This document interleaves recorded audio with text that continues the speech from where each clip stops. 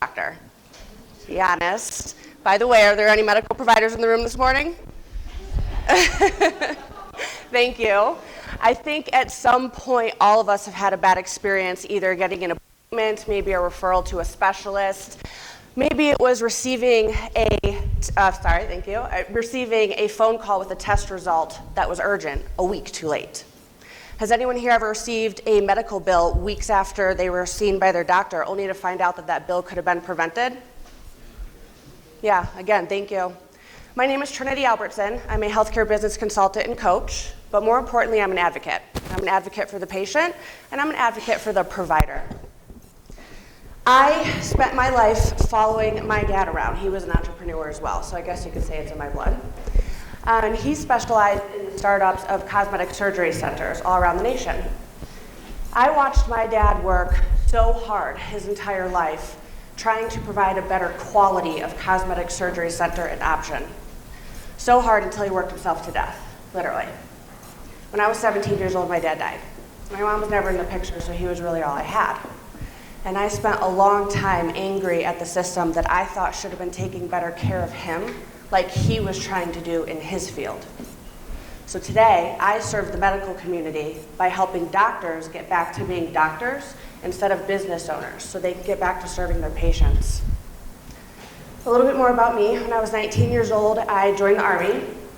4 years, a husband, a baby, a couple degrees later, I realized I was destined for other things. So I got out. Now, 10 years later, a few more degrees and several states, as I am a still serving spouse of an active duty service member, we found ourselves here in Colorado Springs. And I have to say, we are truly blessed to be living here. In the last decade, I have worked with some of the best healthcare organizations in the nation and with some of the worst. I have seen many levels of success and many stages of broken. And what I've found is that the problems with healthcare delivery in Alaska are the same problems with healthcare delivery here in Colorado or in Texas, North Carolina, New York. And it all boils down to just a few things that we can do different and we can do better. Provider burnout is real. My providers in the room, I'm sure, can attest to that. Our healthcare industry has turned into a corporation churning out incomplete patient care plans like useless products, all the result of the insurance dictating what care could have been provided in the first place. Our patients are suffering, and our providers are suffering.